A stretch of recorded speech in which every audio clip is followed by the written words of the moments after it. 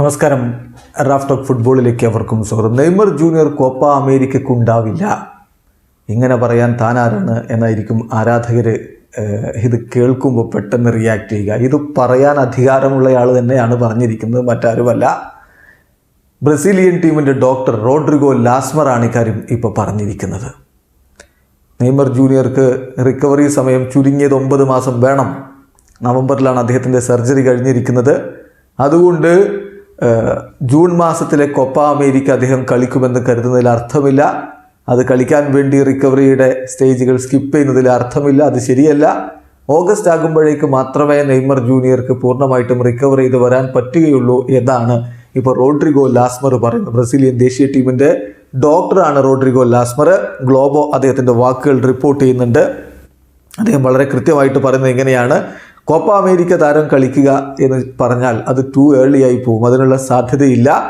നമ്മൾ റിക്കവറി സ്റ്റേജിൻ്റെ സ്റ്റെപ്പുകൾ വളരെ പെട്ടെന്ന് സ്കിപ്പ് ചെയ്ത് പോകുന്നത് ഒട്ടും ശരിയായ കാര്യമല്ല.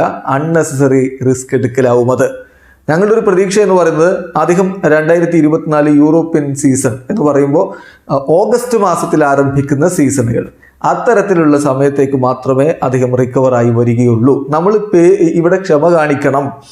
ഒരാൾ ഇത്തരത്തിലുള്ള ഒരു പരിക്ക് പറ്റി തിരികെ വരുമ്പോൾ 9 മാസക്കാലമെങ്കിലും എടുക്കും.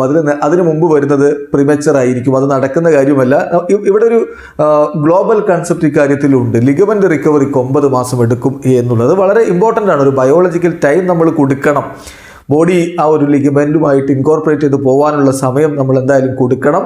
അദ്ദേഹത്തിന് എന്തായാലും ആ ഒരു സമയമാകുമ്പോഴേക്കും, അതായത് ഓഗസ്റ്റ് ആകുമ്പോഴേക്കും നല്ല രൂപത്തിൽ റിക്കവറായി വരാൻ കഴിയുമെന്നാണ് പ്രതീക്ഷിക്കുന്നത് എന്നാണ് റോഡ്രിഗോ ലാസ്മർ പറയുന്നത്. അങ്ങനെ പറഞ്ഞാൽ കാര്യം വളരെ വ്യക്തമാണ്. ജൂൺ ജൂലൈ മാസങ്ങളിലാണ് US വെച്ചിട്ട് കോപ്പ അമേരിക്ക നടക്കാൻ പോകുന്നത്, 2024 ജൂൺ ജൂലൈ മാസങ്ങളിൽ. അപ്പോഴേക്കും നെയ്മർ ഒരിക്കലും പൂർണ്ണമായും ഫിറ്റാവില്ല. അദ്ദേഹം അവിടെ കളിക്കും എന്ന് പറയുന്നതിൽ അർത്ഥമില്ല. അത് പ്രിമച്ചറായിട്ടുള്ളൊരു തോട്ടായിരിക്കും.